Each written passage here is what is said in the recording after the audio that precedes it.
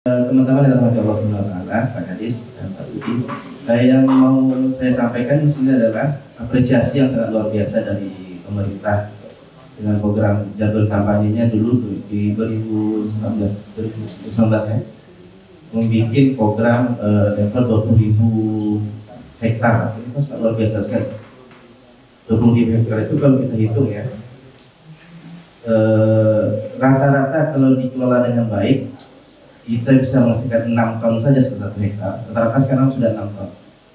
Itu bisa mencapai 120.000 kg atau 120.000 ton. 120.000 ton itu kan dalam satu masa panen misalnya dibagi 4, jadinya sekitar 30.000 ton. 30.000 ton itu dikali 5.000, taruhlah harganya 5.000 per kilo, itu bisa menghasilkan 150 miliar.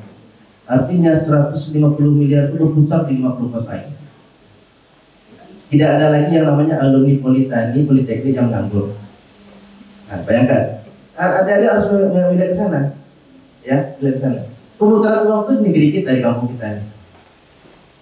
Artinya apa? Tidak pun kita yang mengambil jagung, mengambil hasil panen, itu 2 pabrik besar di Padang, Pokpan dengan Kampung Fit, itu sudah tertutup dengan hasil yang ada di sini. Artinya pasar kita ada jelas. Tinggal mau nanam atau enggak, mau berjagung atau enggak, mau bertani atau enggak.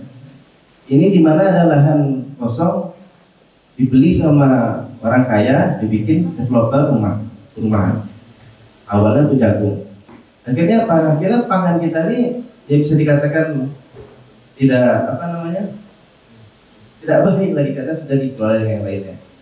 Nah, tadi saya cerita juga dengan Pak Wadir kan, katakan di sepanjang jalan ini dulu sebenarnya banyak lahan di sini, tapi dibikin ruko, dibikin perumahan, akhirnya dapat. Ini yang mau kita sampaikan. Kalau kita lihat angka di peternakan, karena jagung itu berkaitan dengan peternakan.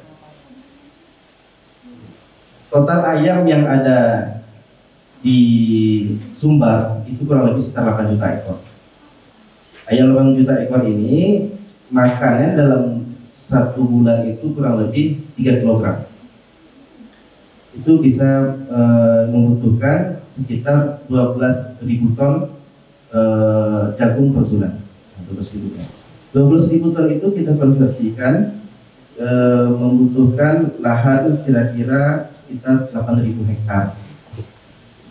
Jika seandainya nih 50 kota bisa menghasilkan lahan yang betul-betul serius dikelola yang menghasilkan 6 ton sekitar 6 ton per panen, itu cukup 8.000 hektar saja itu sudah membantu peternak-peternak yang ada di Sumatera Barat.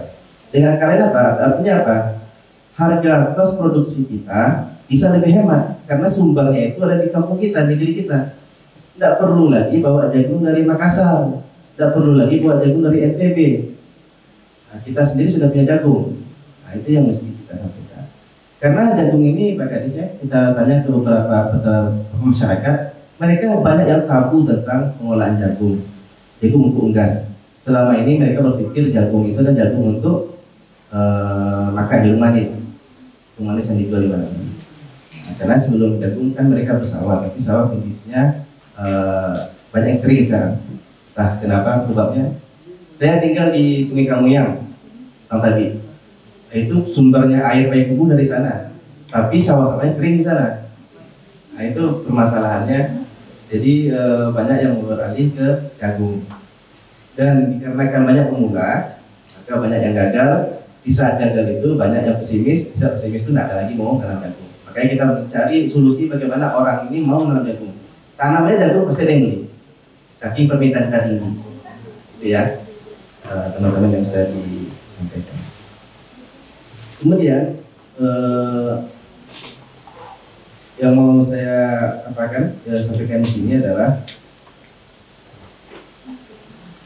cara budidaya dari dinas sudah berapa persen terrealisasikan metode penanam jagung ke masyarakat, kita edukasi masyarakat. Karena saya lihat, saya kan di swasta, Saya masuk ke PPPL, PPS Nagari juga banyak yang perlu terstandarisasi pabrikan. Artinya pabrik, kalau bahan ini dijual ke pabrik, pabrik perlu mau menerima. Itu masih banyak saya terima. Kemudian ada beberapa juga masukan dari masyarakat kelompok tani, mereka belum mendapatkan kartu anggota tani secara merata. Artinya pemerataan pupuk subsidi mereka tidak bisa akses. Nah, ini bagaimana solusi nanti dari Pak Kadis masalah pupuk subsidi, karena pupuk ini juga salah satu pokok dalam pertanian. Kalau pupuknya saja terlambat datangnya, terlambat tibanya, tentu akan menghambat kestabilan hasil dari panen tersebut.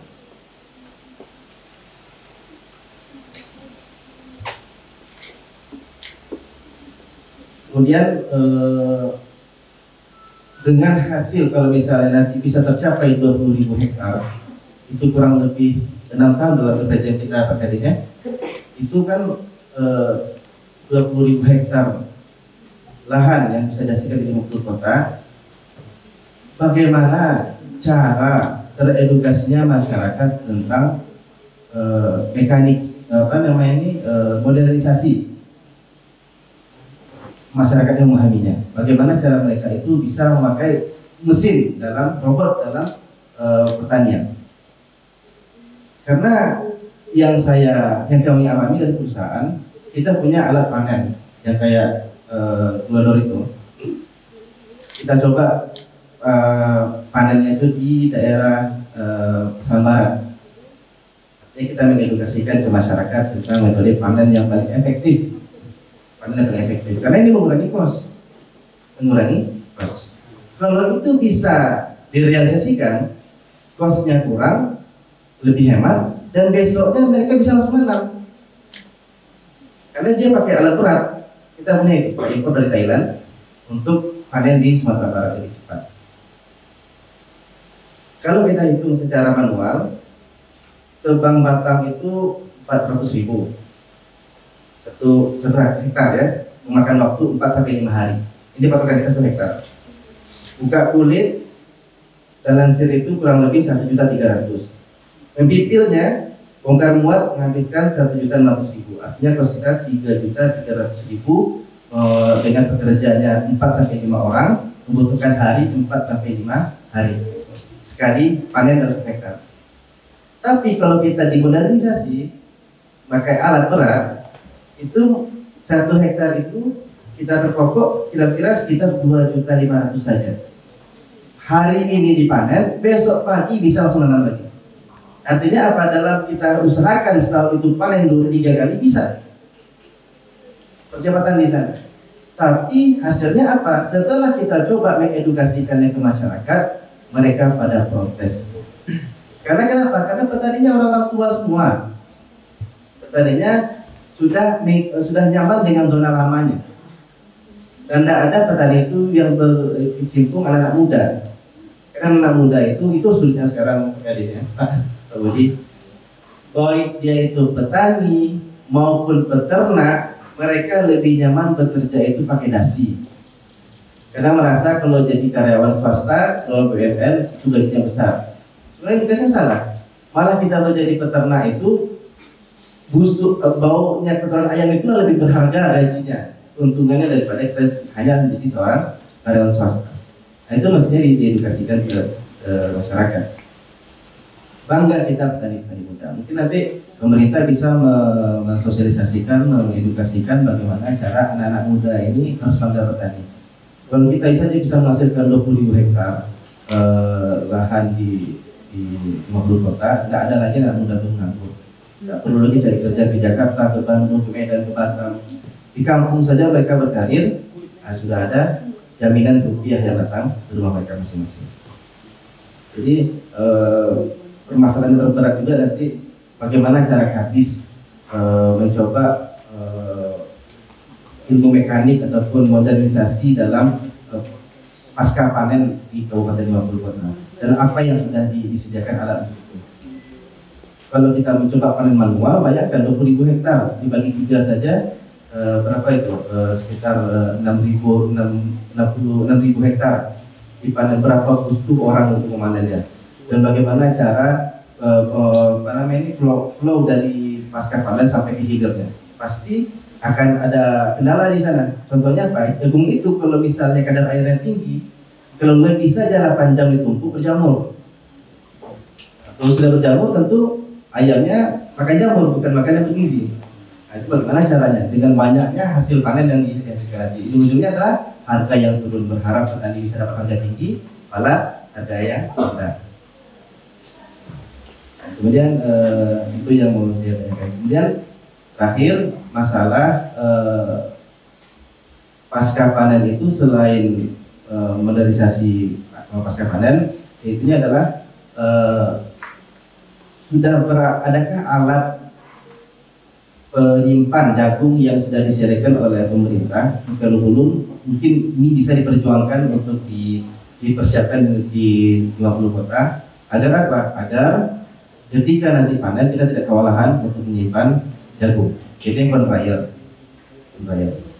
Kita di Sumatera Barat ada conveyor punya pemerintah di Pasaman Barat. Cuma letaknya jauh dari tempat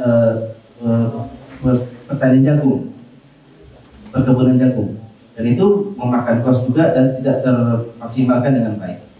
Kalau misalnya pemerintah bisa saja menyediakan itu atau bekerjasama dengan pihak swasta, itu sangat membantu sekali jagung yang ada di kota pasca panen nantinya. Kita saja dari perusahaan punya conveyor itu membutuhkan 30, itu memproduksi sekitar 30 ton per minggu. 30 ton itu kita aja, kebutuhan kita saja kurang rasanya. Karena kita alatnya juga bermain dengan swasta, kurang. Makanya pemerintah kalau bisa nanti perjuangkan, kalau bisa minimal 20 ton saja per hari, itu sangat luar biasa sekali. Nah, itu conveyor itu sangat penting Pak Kadis. Ini nanti pasti akan membantu petani-petani kita yang akan siap panen. Ya kan, di mekanisasi proses panen, di modernisasi, langsung masuk ke conveyor, sudah kadar airnya 13% langsung disantap oleh ayam-ayam yang dari 50 kota. Besoknya langsung bisa panen, bertanam lagi, dan menunggu 4 bulan lagi panen lagi. Itu akhirnya kan ada penghematan kos di sana, Akhirnya tujuan dari kesejahteraan itu ada, kesejahteraan itu ada.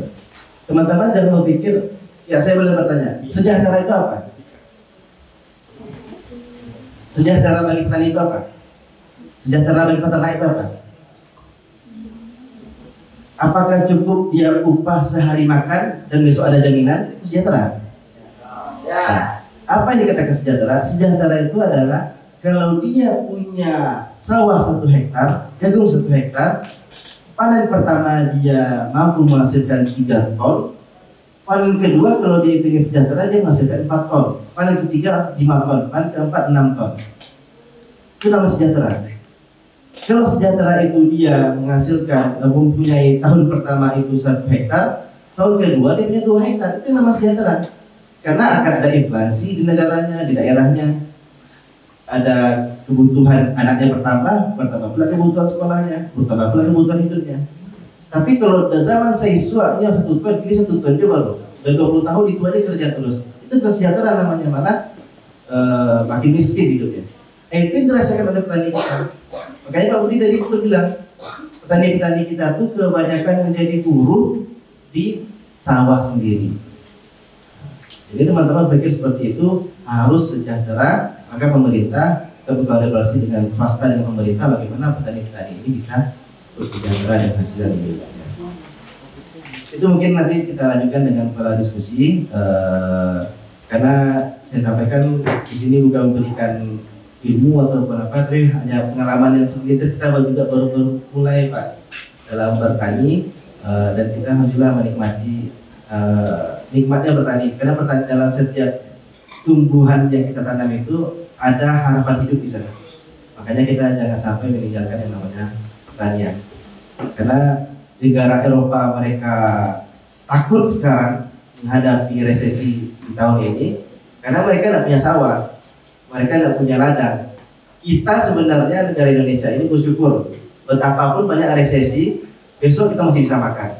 Karena kita punya sawah, kita punya dapur, kita punya lahan untuk bahan pangan kita. Nah itu saja mungkin yang dapat saya sampaikan. Assalamualaikum warahmatullahi wabarakatuh. Waalaikumsalam.